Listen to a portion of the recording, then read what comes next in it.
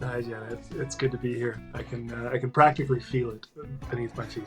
Are you getting a sliver? Is it nice and softwood? What's the vibe? What's your vibe here? Yeah, it was kind of painted back in the 40s with lead paint that's now chipped off. Oh. So it's all kind of like in the little grid light blocks, and those are sharp. So I'm barefoot, and it feels like it kind of hurts, but in a good way. That's kind of it feels nostalgic. Yes. Logan, that's a beautiful way to put it. That's exactly what I was going to say. It feels like nostalgic. It needs a paint job. It needs to be torn down. Feels like I'm absorbing lead through the soles of my feet. Just what we want here on the front porch. Exactly.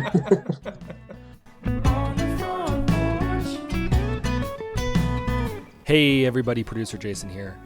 Logan and Jenna were busy this weekend at the CCMAs in Hamilton, which you probably saw on Front Porch's social media account, which means that I was let out of the dark, dingy basement they keep me in to edit to record an intro for you this week. This week, Logan and Jenna spoke to Noah Derksen, who you may not have heard of before now, but is taking the world by storm. They talked about his roots in folk music, how he ended up in the Sirius XM top of the country, and is he related to a high-profile Canadian politician? You're going to have to listen to find out. As always, if you enjoy the show or the episode, please leave us a rating, and we will catch up in 2 weeks. Take care.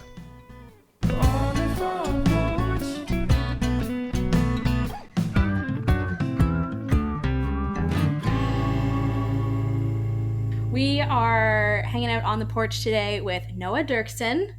Welcome to the virtual front porch. This will have to do for now. Why don't you tell us a little bit about yourself before we start firing away? And yeah. Do you want me to expand more on this front porch idea? Like maybe what I'm wearing? No, we're gonna table that one. That's for our back porch series. Back porch, I'm not wearing much. So let me tell you, I'm sunbathing. The middle of summer. The height of the Great Depression. I don't have a job, so I'm working on my tan. Literally me all summer. Oh my gosh. Okay, let me be more specific because that's gonna keep us on track. Tell us a little bit about yourself. No, tell us the whole story. You're pretty new to our landscape over here, all the way in Ontario. You're in Winnipeg, so Tell us a little bit about yourself, how you got into the music world, how this became your career. Totally. Yeah, so my name is Noah Derksen. I'm a singer-songwriter from beautiful Winnipeg, Manitoba. Born and raised here in Winnipeg. I have been playing music for maybe kind of full-time for 6 to 8 years. I was in university. I studied, I took a Bachelor of Science. I studied cognitive neuroscience was my area of specialty. And I was looking out at the world kind of thinking like, what's the best way to make a whole lot of money real fast? And so I figured, being a traveling folk musician, there's not many of those out there. And so here I am, 7 years later, none the wiser, still trying to live the dream. I have been playing kind of full time for 7 years or so, and I would be new to your world because you're primarily focused on the country genre and the country scene here in Canada, of which I have danced around and been adjacent to for my career thus far. And it's really only in the last 6 to 7 months with this Sirius XM top of the country competition that I'm a finalist in. The finale is I guess in past tense now, but that's really been my foray into the country music scene, and into the Canadian world especially. It's just through this program. Before I would have operated in more of the kind of the folk roots, Americana, whatever you want to call it. I had a harmonica for a time, so if that gives you an idea of where I come from. Did you have it hanging off of like around your neck and like you'd be singing and playing guitar at the same time and then playing the harmonica and then? Yeah, I actually had a full-time harmonica kind of holder for me, so somebody that toured with me and just held it up to my mouth. You're right, because you make money quick, folk musician. That makes sense. That's right. Yeah. I couldn't afford to hire, let's say, a violin player or a keys player, but I could afford. But a harmonica holder is pretty cheap. But yeah, it's about as cheap as they come. It's not, believe it or not, it's not that skilled of a task. You don't have to go to college for that one. That's funny. So obviously, no, you did not have a harmonica holder. Where'd the harmonica go? Oh, Why is it not here now? I did. No, my very first tour that I ever did, I was playing a house concert in Nelson, BC, and so maybe 2 people were in the audience. It wasn't well promoted, unfortunately, Bonnie Baker. But I was singing my songs, and she just looked at me and gave a big smile and said, You're gonna get a harmonica. And I'm like, no, I'm not. That's a terrible instrument. She's like, that's what they all say, but then they all do. And sure enough, a year later, I was in Long McQuaid and bought myself a harmonica. I didn't even think that. I think I happened into a harmonica. I just left a gig one day and there just happened to be a harmonica in key of C, like that had magically made its way into my guitar case. Don't know how it happened. Bonnie Fate. planted it. Yeah, Bonnie planted it because she's just really into the harmonica and loves it. So the harmonica went the way of rock and roll and radio, I suppose.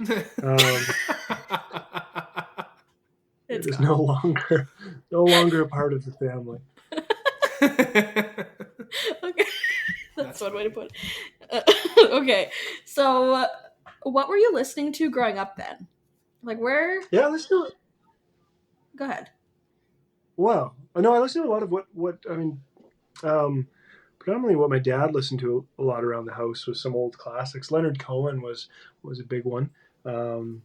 Billy Joel. Love Billy But Joel. I then got into like kind of the acoustic singer-songwriter realm in high school, and was really when I started playing guitar. I picked up the guitar at some point when I was younger. I played in worship bands at school and at church, and that was kind of my foray into performing. But when I started like really playing music on my own was so like the something about the singer-songwriter genre for me as somewhat of an angsty teen, or maybe you're just going through a lot of feelings, and Damien Rice and Ray LaMontagne, and then John Mayer too. I'm not ashamed to admit it, but went through a big John Mayer phase back in high school. I had a big booklet. I've never confessed this before, but I had a big booklet of guitar tabs that I had printed out and put into a binder, and they were alphabetized. Is that the word? Alphabetized. Alphabetized. Yep. You got Alphabetized. Alphabetized. From A to Z of all the tabs. There's quite a few in there.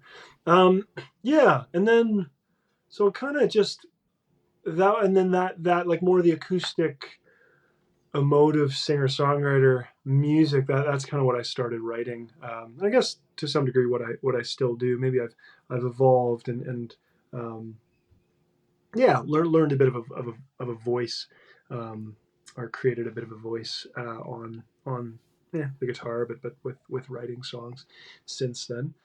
But for me it was songwriting started off as this, as I don't know, just as a boy growing up in the Mennonite tradition, where there's really only a narrow range of acceptable emotions that you're allowed to experience or outlet, and then listening to singer-songwriter, listening to music in general, and then when I got to university, I started writing songs, and writing became my way of kind of safely exploring thoughts and emotions and putting them onto page, and kind of just in this more isolated space by myself in my dorm room just allowed me to kind of explore that side of things.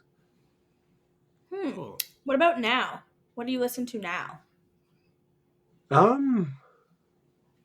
Whole range. Like, I mean, still mostly predominantly singer-songwriter music. Like some of my favorite artists of my most played artists of recent years are Foy Vance from Ireland. Went through a big Donovan Woods phase, which Donovan Woods, Foy Vance, and Rose Cousins, another Canadian songwriter. Those three have hugely influenced this current era of songwriting for me. Chris Stapleton as well.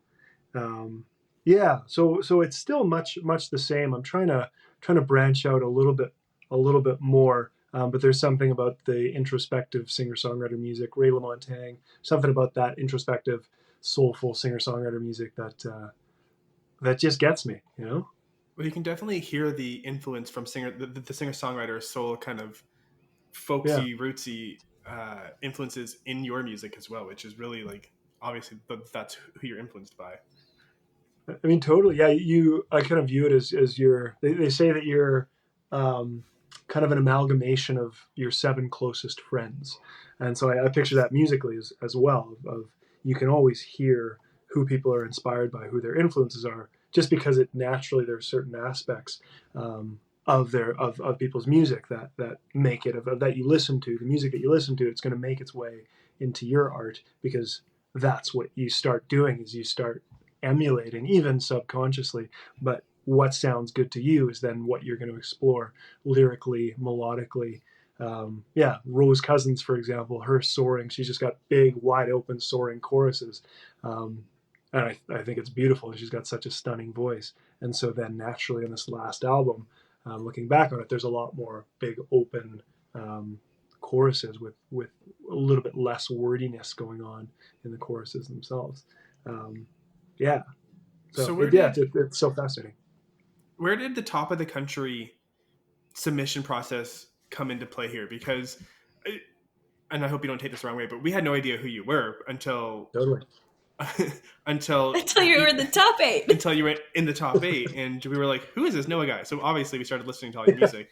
What was that guy? What's he doing? No, we love finding surprises. But what was the process, or what was the decision to even enter this competition? Yeah, I mean, I had found out about it because a friend of mine, Don Amaro, from here in Winnipeg, he had submitted for it. Don. Don. We love Don. We know him. We love him. He was my brother's high school dance instructor. That was Don Amaro's claim to fame. Wait, whatever. What? 17 years ago, whatever it was. Don has lived a life. He is mature and he is wise.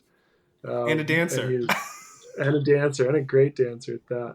So Don had done it. And I mean, like, to be honest, there I want to come up with this big elaborate story of how much how much I had at stake when I applied for this, and how much I wanted to be a part of this top of the country competition. But in truth, it just popped across probably my email inbox or something as something to submit for, and I'm an independent artist, and to be honest, I submit for a lot of different things, and so this thing, it seemed, this competition, this top of the country competition, seemed reputable. It seemed interesting. Don had done it, and Don has a great I just had a song placed on in rotation on SiriusXM's North Americana program rather. And so I just thought, hey, this looks like a fun opportunity. I took 30 seconds, submitted it. That's how long I give myself to submit things. And I pressed submit, totally forgot about it. Got a call maybe a month and a half, 2 months later, while I was in Toronto for something else, the end of February, or maybe in January, I can't remember now. But from Nicole Lanterno from SiriusXM, and she said, "You've been selected for SiriusXM top of the country." I was like, "That's awesome. What is that?" So many people hate you right now. So many people hate you. I know. It's. I mean, I'm absolutely thrilled and overjoyed to be a part of the competition. For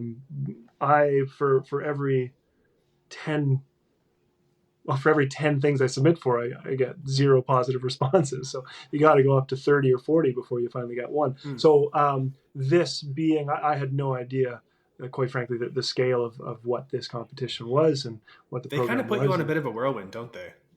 It's awesome. Yeah, it comes and goes, but it's been a ton of fun, and they support you incredibly well throughout the journey. They give you great resources. Just the opportunity to start it for all the top 8, to go to Toronto or Vancouver to go into a studio, bring your band, and record a new song. That I mean, and you get to decide what song you want to do, how you want to record it, who you want to bring, so on and so forth. There's no pressure to conform, to adhere to any certain production techniques or tricks. You just do what you want to do. And that for me has been, it's been so much fun. And then we got to play showcase in Nashville at the CMAs. I got to play Lasso Festival in Montreal.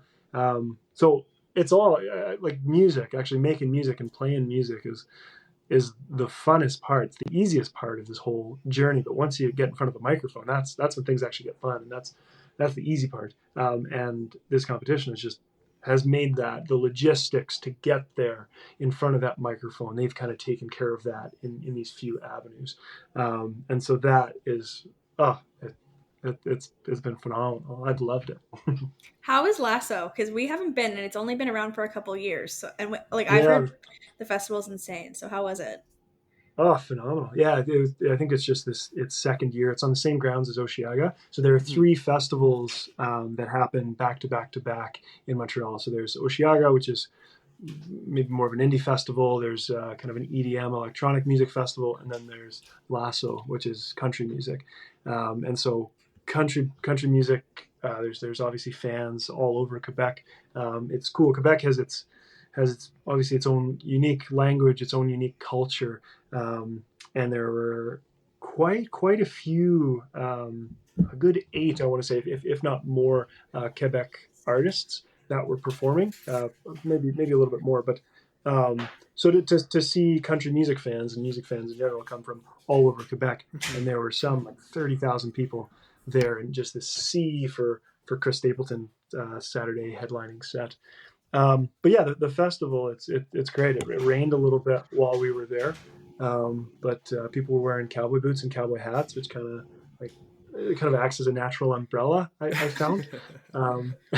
So yeah, no, it's a great festival, well curated, well presented. Yeah, you have like they treat artists really well. There's an entire good. The artist space looks really cool. Oh, there's a salad bar. All you can eat pizza. Like, come on, what more could you want? That's why we do what we do. Free pizza. Come on. Yeah, it's such an underserved genre in Quebec. So I think it's really really cool that they're doing that and bringing it to the forefront of the province, which is really, I think, really important. Yeah, certainly. I think also in Quebec, my sense is that there's less of a distinction, less of a separation between country, folk, and roots music. It all kind of blends a little bit more. In Canada, there's quite a separation between, and hence why we hadn't met each other before this Top of the Country competition, because I've been active for years, but in more the folk circuit. I won a Canadian Folk Music Award a couple of years ago. But the country scene is, and the rest, everything's a little bit more segmented and separated, and operate differently. But I find in Quebec, my sense is that, country musicians, country artists are more intertwined with folk and roots, and it all kind of intermingles. Cool. That's interesting. Can you set the scene for what the music scene in Manitoba is like? Yeah, it gets really cold here in the winter, so it's freezing cold. I've been there twice, and I was told to be afraid of the mosquitoes. Yes, mosquitoes in the summer. Mosquito peg is what they called it, because we were in Winnipeg. I've never heard that one. We traded. It was mosquito peg. I don't know. It was ball player. We were there for the summer games, so it was amazing. Yeah, it was during the game. It was athletes. They were just joking around. Those jokesters. No, Winnipeg, it drops. The temperature drops dramatically in the wintertime. Unfathomably cold, really. And so in the wintertime, really all you have to do is lock yourself in your basement and write music. And make music. So there's just always, every generation, there's incredible musicians and art scene. Winnipeg is just also geographically removed from the rest of the world. It's 2,000 kilometers to Toronto, same to Vancouver, that Winnipeg has no idea what's cool and what else is happening in the rest of the world.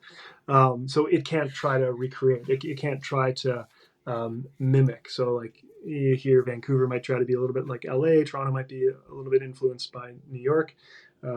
Winnipeg's got Grand Forks, North Dakota, which isn't the biggest, hippest center in the grand scheme of the world.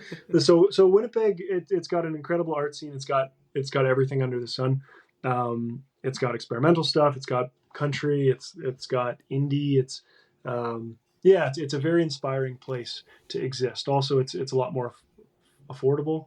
Historically, it's been a lot more affordable, and so there's one neighborhood of Winnipeg, which I heard rumor, Wolseley, that it has the highest percentage of people that claim art as their primary source of income on their taxes. Interesting. So kind of per capita or per neighborhood or per voting district or whatever it is. It's and funny I think you say that.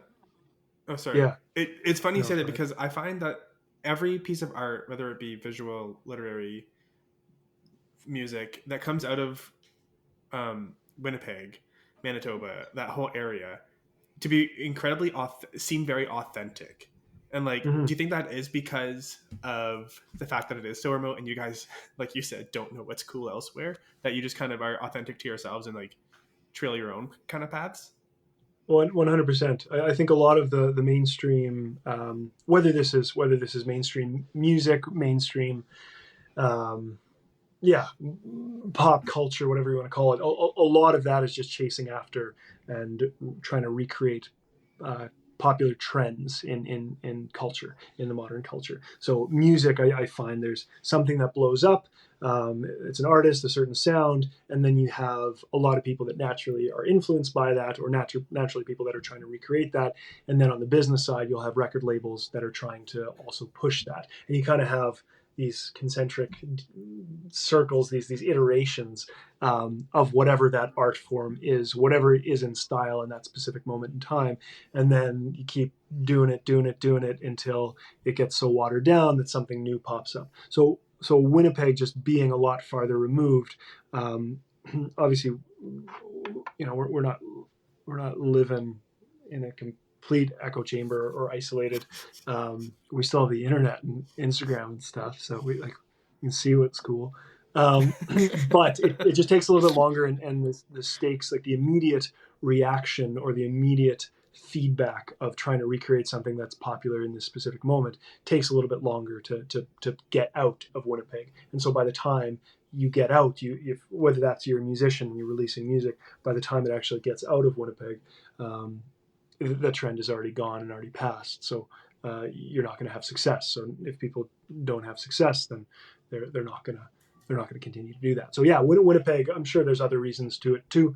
But my interpretation is that would be a reason why Winnipeg does seem to have its own unique flavor to it, and always has.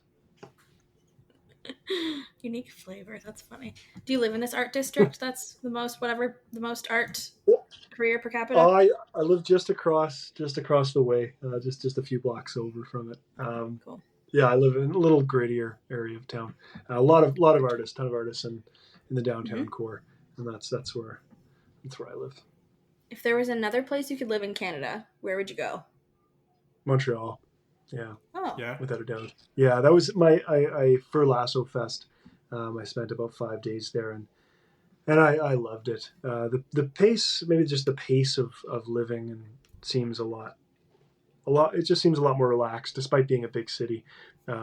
It feels maybe more European, sense of order, sense of calm. Despite being such a big city with some 3 or 4 million people. I had that experience of walking through Mexico City as well, spending some time there in May.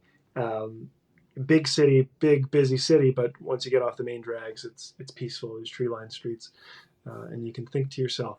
So I get the sense that people in Montreal just kind of walk around and look up at the trees and just think, just think.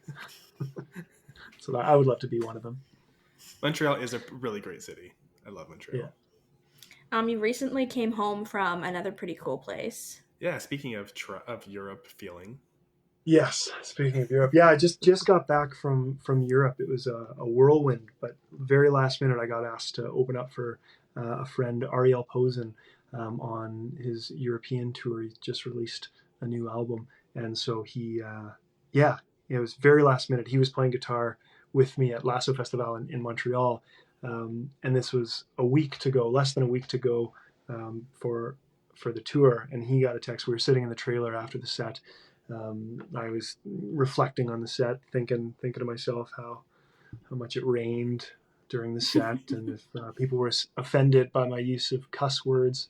I have a song called "Fuck You" and "Fuck Your Friends" too, and I was wondering, does that offend people? Like, should I not sing that song? No, en français, c'est fuckez-vous. I'm sure that's very offensive to you. That's funny. I went to a university that was rivals with the French school, and we used to make fun of them by saying, "No, en français, c'est fuckez-vous." Nice. It was like in like our school chant. Anyway. I love that because in if you're from Quebec or you speak French, it's not even the French language, but that's our jokes. But so I was sitting backstage in the trailer with Ariel, and he got a text from the person that was supposed to open the shows, and saying that the guy's really sorry to do it, but he has to pull out because of a family emergency, so he can't do the shows anymore. So Ariel's like thinking, shoot, I only have a week to go before these shows in Europe, and I need an opener. What am I going to do? And he looks over at me, and I'm sitting there pondering to myself, and he asks, like, "Well, Noah, what are you doing next week?" I'm like, nothing. He's like, "You want to come to Europe?" I'm like, "Yeah, for sure. That sounds great." Yeah, so we played. It was a disaster getting over there with just flight delays and missed connections, but I magically made it just in time for sound check to Berlin. Played in Berlin. Drove to Cologne, played in Cologne, Germany, and then to Utrecht in the Netherlands and Amsterdam to cap things off. I rented a little bicycle and bicycled around a ton in Amsterdam. Fun. And had the best of times. Is that the coolest place that music has taken you? I mean, certainly. That's. I went to Ireland in January. I've been all over the States and in Canada. It's certainly the farthest. I mean, it's the most exotic. But with that being said, some of the small towns in Canada that I've visited as well have been, have been equally well. I was going to say I toured when I was first started out touring for a few years. I would tour through a small town called Bruno, Saskatchewan. So a small town, maybe an hour and a half or so outside of Saskatoon, near Humboldt. And that's wherever you go, you meet interesting people, and it's always so fascinating to see the slight differences in perspective and in culture from one town to the next, even Saskatoon to Bruno, and what people take for granted or for truth in these towns. So then going to Germany and the Netherlands, you get to know these little quirks of how the culture operates. So in Germany, for example, they are incapable of jaywalking. They cannot jaywalk. It's not possible. So Like there's a completely vacant street, tiny little intersection, and they cannot go until that little walking sign, that little walking man turns green. And it's beautiful. There's such a no. I certainly my life is all about jaywalking. That's a symbol for until you go to the I US and you forget it's not illegal to hit a pedestrian when they're on the road, like Tennessee, when you were there, jaywalking is dangerous in Tennessee, okay? So just next time you go. Yeah. I've had a ticket from jaywalking. I didn't think that Where was was real. that? In Ottawa. It was on a one-way street at 2 a.m. There wasn't a car in sight. And I mean, I also may have got a little lippy, but don't you know that? Don't you know that's illegal? I was like, yeah, but no one's crossing. That feels like the type of crime you'd commit. I'm a real badass. You're a jaywalker. How yeah, it was an expensive ticket too. It was like $100 or something. So people don't jaywalk in Germany, and you learned that the hard way, or were you just afraid to do it because everybody was doing it? Well, no, I started jaywalking, and then people would look at me funny, and I'm definitely susceptible to peer pressure and to persuasion. yeah, and so then I just had to stop jaywalking, and that was actually quite difficult for me. And then you get to the Netherlands, and everybody there is very blunt, very forward in their communications. The greatest example of this is I had a friend that was playing in the Netherlands years ago, but somebody came up to him after the show. He played a show. Somebody came up to him, shook his hand, and said, I didn't like your music, but I had a great time. Thank you very much. And then left. And I was like, okay, thank you. Yeah, I didn't like your music, but I had a great time with my friends. Thank you very much. And then leaves. You're welcome. Yeah, you're welcome. And it's difficult for us polite Canadians that How do you are respond to afraid that? to. I think you just smile and probably in shock. But yeah. So Europe, it's interesting. This is my first time ever being there. First time playing shows there, and also the shows were fantastic, well attended, and great crowds. So for me as an opener, I was just playing solo acoustic guitar, but everybody showed up on time and everybody listened to every word that I sang. And these aren't listening venues; they're kind of rock clubs and whatnot. But everybody was incredibly engaged and attentive and focused, which is something that is maybe a bit harder to come by in Canada, I find. But so that just the appreciation and the role of music seems to be a little bit different.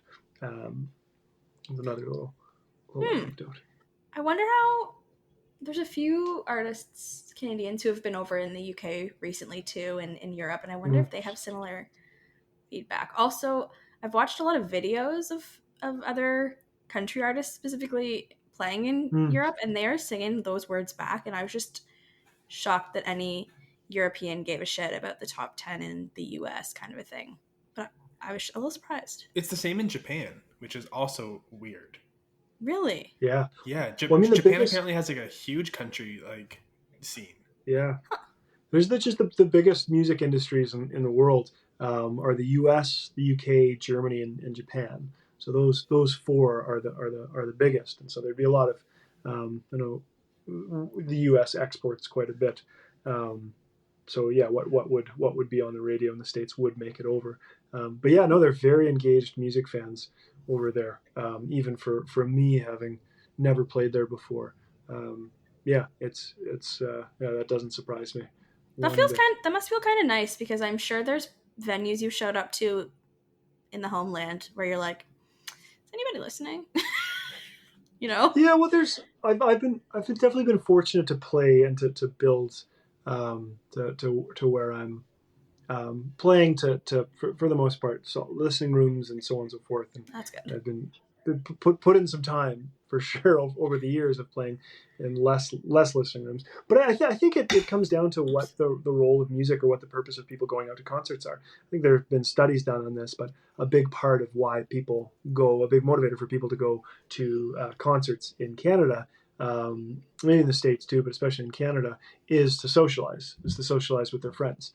And so if people are going with their friends to a concert, to an event, and if that's the main purpose, is to spend time with their friends, and then the music kind of ends up being this entertainment, which is great, and that's a role to play too.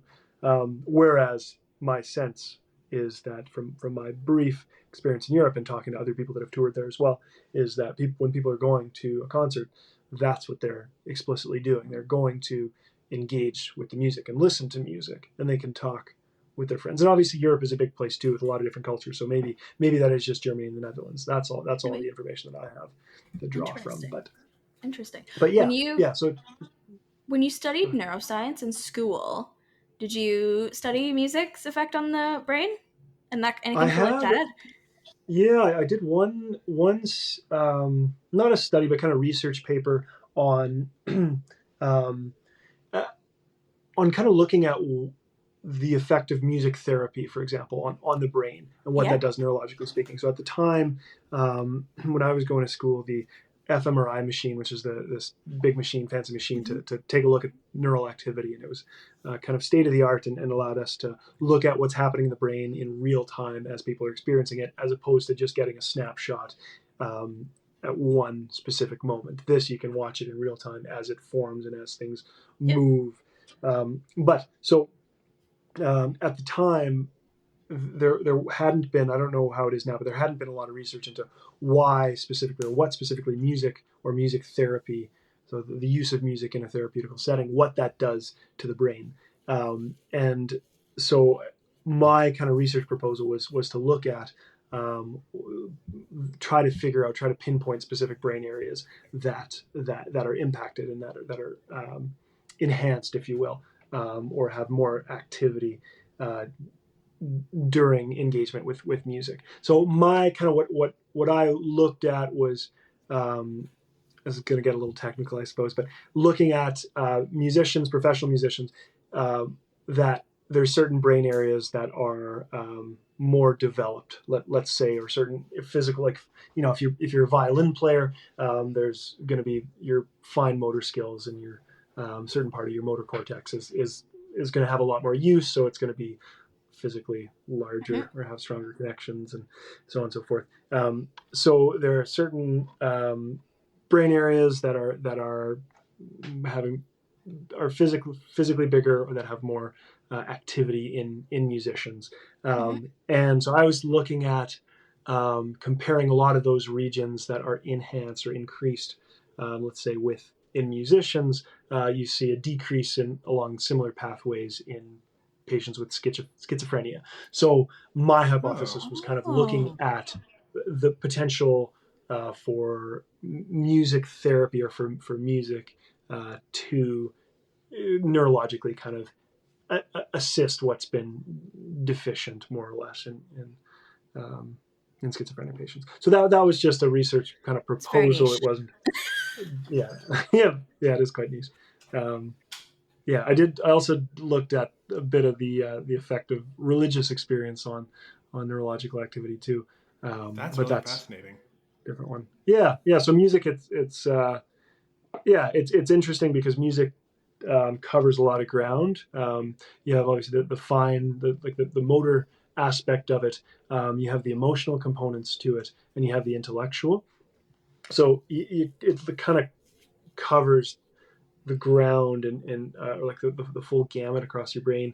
So it's a great way for kids to develop develop their brains and all across the board. And it's healthy for kind of anybody, even if you're not trying to be a professional musician. Just like learning a language, you don't have to try to become fluent in something, but just trying to learn a language, that's enough of a challenge for your brain that you're going to see a lot of benefits too. It's really cool. There's I forget what the show is called. No, I just thought of it. It's called Explained, and they did 2 episodes on music. One on country music was like, these are the racist roots of country music, basically, which was an interesting episode. But then they did music's effect on the brain and how music is processed through the brain, and how when you have like different disabilities are affected by processing.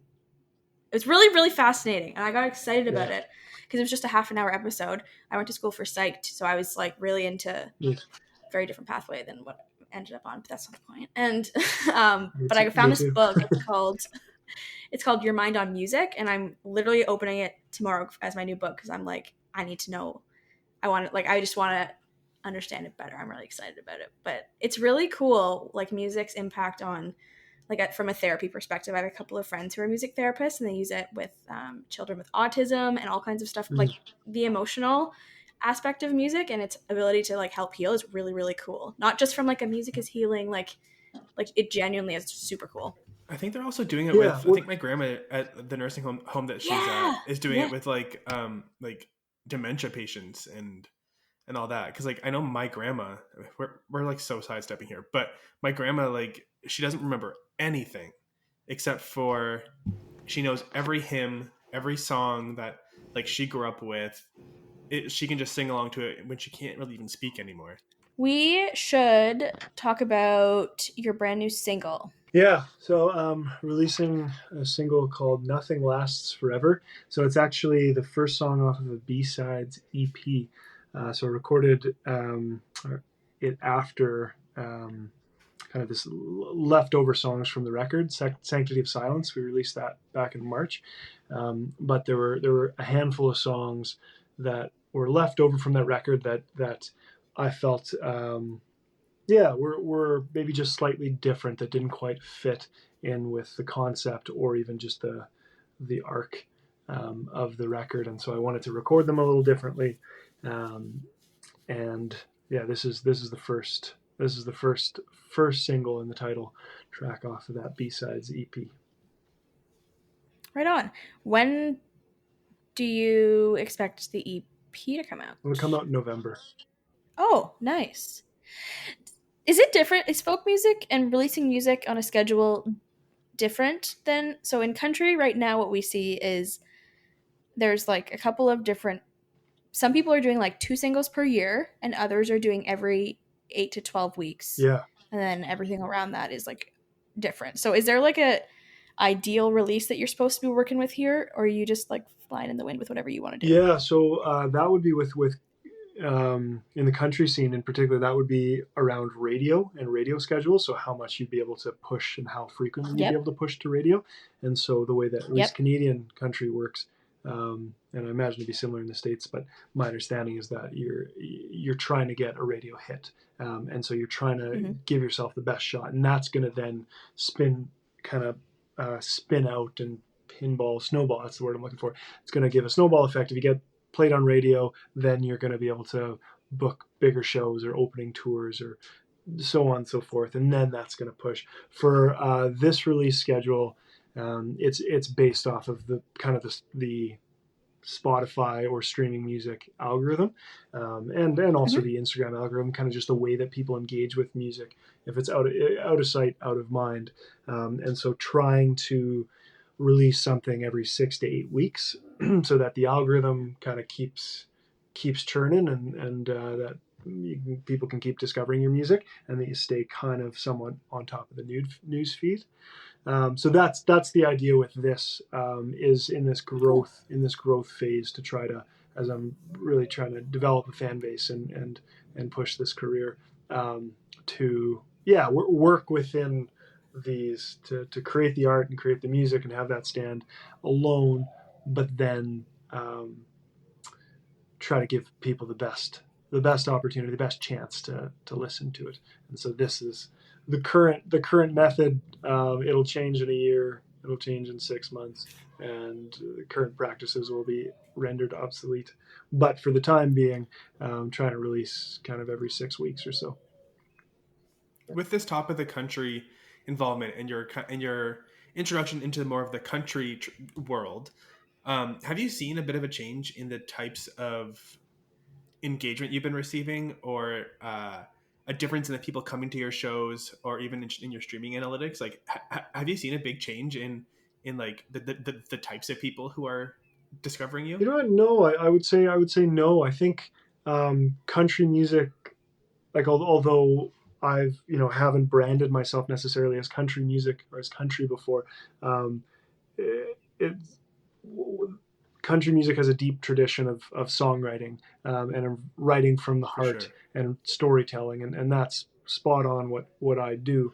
And so I think a lot of people that would be into my music or into certain, let's say, certain similar acts in the country realm, whether that's like the Chris Stapleton or Sturgill Simpson or whatever that I would be a bit more adjacent to, but those types of people are going to gravitate to my music regardless, and it just so happens that country music, there just is a much bigger fan base and following of, and so within that subset of country music, there's going to be people that might favor a bit more emotive, introspective songwriter, amidst some of the more boot stomping, in entertaining acts type of thing. Yeehaw. Yeah.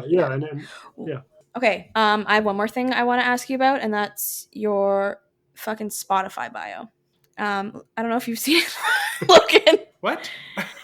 The Spotify bio, where you choose to introduce yourself to new fans and listeners and let them just have a snippet of your life. Noah's says, first cousin to Prime Minister Justin Trudeau. What? Sometimes we choose our family, and other times our family chooses us. You don't always get to choose your family, though, is all that to say. I still don't know what the answer is. All right. Well, all right. Has anyone asked you that before? People on occasion. I always forget about it. I think I put in that in there in the pandemic times when I wasn't in the pandemic. I wasn't playing music so much, and I didn't really feel a need to promote myself. And so I changed my Spotify bio to the first thing that came to mind. And that is so funny. It's stuck ever since. I'll be honest. I've never met Mr. Trudeau, and I don't think he knows of my existence. But I'm hopeful that one day we'll get to shake hands, and he'll kiss me on the cheek and meet your to meet your cousin. Maybe Justin Trudeau will share this episode out. Yeah. I don't know. It feels like a clickbait regardless. Yeah, musician cousin with Justin Trudeau. You'll never guess who Justin Trudeau's cousin is. We're gonna go with. We're gonna tell position everyone at the you. CCMAs. Yeah. Oh yeah. Yeah. Definitely doing that. Okay. Now that we've gotten to know you a little better, you have your brand new song, which is out now. Why don't you tell the listeners where you can be found on the internet and not in Winnipeg? Don't tell them where you live. Yeah, I do live in Winnipeg, and I have a spare couch. If anybody wants to come by, quite close to the University of Winnipeg. It's kind of pretty close just to start downtown. Walking and yell Noah. Yeah, just start walking. You'll be able to find me. I know some folks around here. Just start shouting. They'll find me. Got spare pillow and everything. Yeah, I'm on the Instagram, on the Spotify. You can listen to me at SiriusXM, channel 171, top of the country in North Americana. I think I'm legally obligated to say that as a part of the SiriusXM top of the country competition. But yeah, I am not on TikTok. Might be in the next day or two. So you might be able to find me on TikTok. Who knows? Joining the rest of the kids on the TikTok. TikTok is starting its own music streaming service, by the way. Yeah, I did hear that. Yeah, it's going to change the game altogether. Right. The game. Yeah. Well, Noah, thank you so much for joining us. And the next time you see your cousin Justin, tell him we say hi. Yeah. And likewise, if you see Justin first, you let him know Noah Derksen says hi. And he'll say, who the hell is that? No, he'll know. It's my first cousin. What are you talking about? Yeah, he'll know. I played a show at the National Arts Centre in Ottawa a couple times actually, but pre-pandemic. Beautiful venue. And as I was driving to the city, like my first time through, I realized, like, wait a minute, would this be kind of an event that Justin Trudeau would come to? And then I thought, like, what am I going to say if I meet him? Like, what do I do? Or surely I have to dedicate a song to him if he's there. Surely. And so I had a love song in the set that I dedicated to Mr. Trudeau. And I don't know if he was in the audience. So, it was dark. There was a lot of people, but I presume that he heard it in spirit. You'll never know. Thank you so much for having me. This has been great. I appreciate you both. Thanks for listening to another episode of On the Porch with Front Porch Music. We're so lucky to be able to chat with artists and make episodes like this one. If you like the podcast, remember to rate and review us, and subscribe so you don't miss an episode. It's the easiest way to support the show. Remember to check out frontporchmusic.ca to keep up with new music releases, exclusive artist interviews, and more. We'll catch you again on The Porch in a couple of weeks. On The Porch is hosted by Logan Miller and Jenna Weiser, and produced and edited by Jason Saunders. That's me. Our theme song was written, produced, and performed by Owen Wigling.